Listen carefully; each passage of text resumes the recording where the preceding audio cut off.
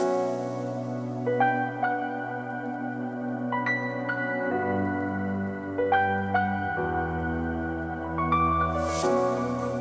up, everybody? This is Donnie, aka Elevated, with another video on behalf of Dota Alchemy. And this one is going to be a really cool one from the MDL Major, which just finished up. If you haven't watched it already, spoiler alert, Team Secret did take it down in 4 games, 3-1 over Team Liquid.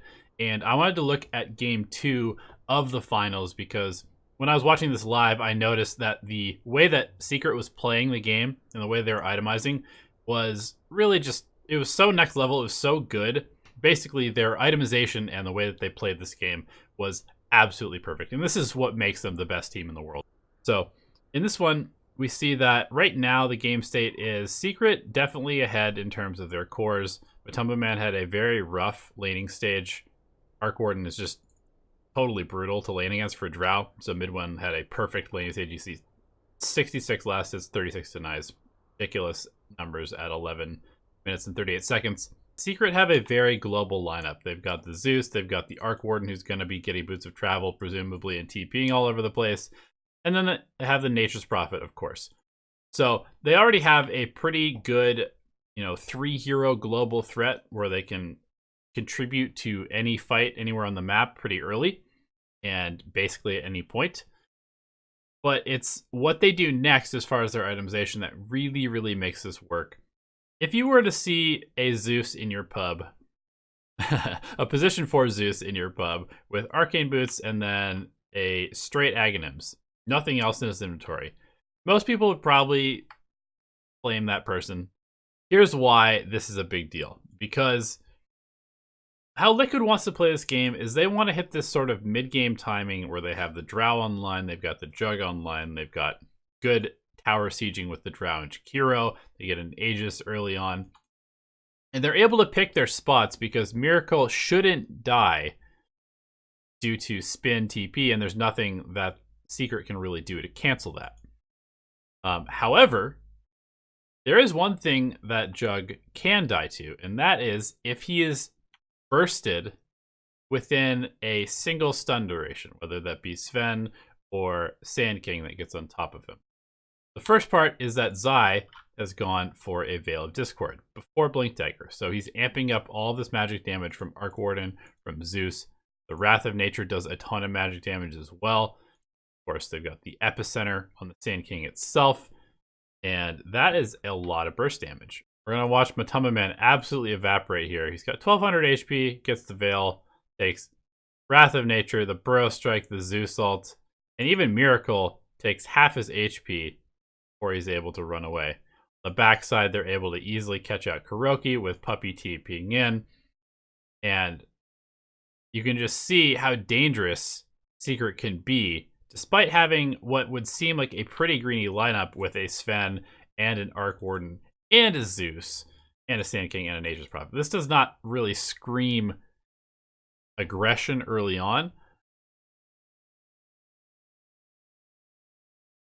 Again, the Veil is applied, and you can just see how much damage Zai does. The Burrow Strike does a huge amount of damage. The Flux just disintegrates GH. And I'm pretty sure that Midone dies there if there is no Veil on the Sand King. Almost 100% that he dies there. Alright, so right here is where things get really interesting for Secret. YapzOr picks up the Aghanim Scepter at 23 minutes into the game, which gives him Nimbus, which basically gives him a double burst that he can apply anywhere on the map. And at the same time, Zai now has a Blink Dagger and he has Boots of Travel. Boots of Travel at this point is a really big deal because you don't really want the Sven to be the one that's running around ganking. Nisha is just doing Sven things. He's basically their insurance policy against the late game Jug. If they do need to go late game, Sven generally beats Jug in a 1-on-1. Other than that, they don't really have a whole lot of disable. So Zai needs to be really active. And that's why having the Boots of Travel is so big, because it allows him to basically be everywhere all the time. And that means that he's going to be able to threaten anyone on Liquid at any point in the game. So right here, we see that he's waiting. He's going to be camping this top lane. They have this ward here waiting for somebody on Liquid to show, and it happens to be Mind Control, who has a full pipe. So, you know, he's pretty strong against magic damage. He's got 1600 health. But because of the way that Zai is itemized, because of the way that YapzOr is itemized, and of course you have the Wrath of Nature as well, which is going to be coming in here pretty soon. The Veil comes down. The Bro Strike comes down. Immediately the Nimbus, followed by the Sandstorm, followed by another stun. There's Puppey TPing in. The block, the Wrath of Thunder God's Wrath, and just like that, Mind Control goes down. And this is really important. It might just seem like a well-executed gank, but the fact that they're able to bring this much damage to anywhere on the map is really scary for Liquid, and that's going to restrict their farm quite a bit. I mean, Matumba Man, if there are enemy creeps anywhere nearby, he can't show. And GH can't really show, Jakiro can't really show, and if Mind Control is dying to a gank like that, then it's basically just Miracle who can push. But is he really that safe?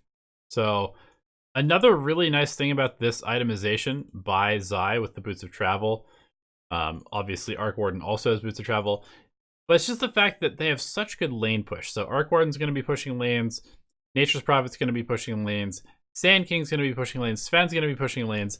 All of the lanes are going to be going towards the Liquid side of the map, and that means that people on Liquid side are going to have to respond to the creep waves, which means they're going to have to show, and that means that Zai can set up for plays like this.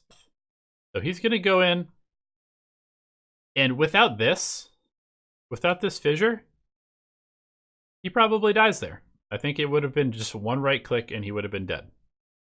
Right there, we saw that Miracle went from 1600 HP to about 100 in 1 second.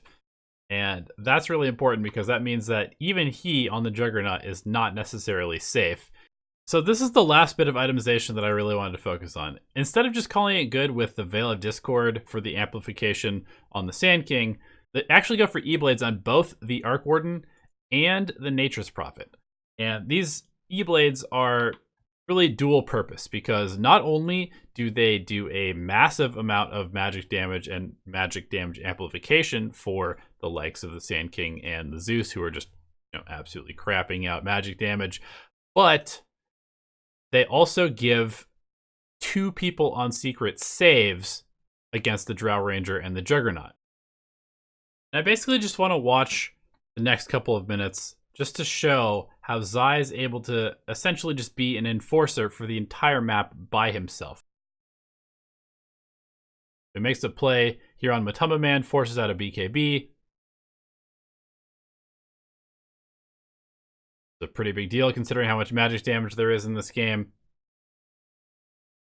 And then he immediately goes top because he sees Miracle there. So now he's going to force Miracle back. Miracle pops his Manta and runs away. And Zai is just going to go on the hunt. He's going to try and catch him. Going to force Miracle to TP away. Miracle shows again in the mid lane. And sure enough, Zai shows up again. So Miracle is really just being forced to play Juggernaut on his side of the map with a Battle Fury, which is absolutely not where you want to be. And finally, with everything online, this game just became fairly inevitable for Team Secret to win. We can see it just personified here in the end.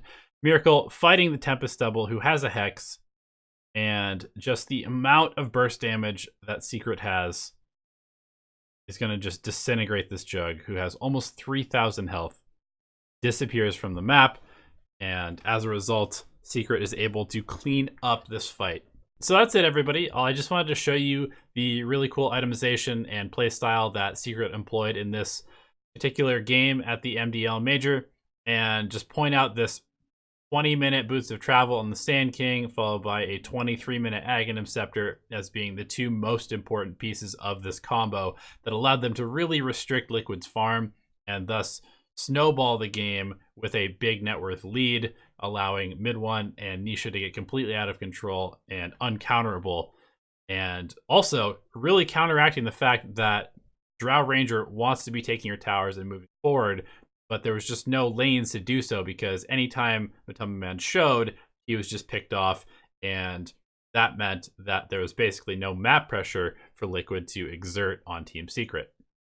Let me know what your thoughts are on Boots of Travel, and we'll see you in another video. Hello everyone, and thank you for watching the video. We genuinely appreciate your time and attention spent with us here on the YouTube channel.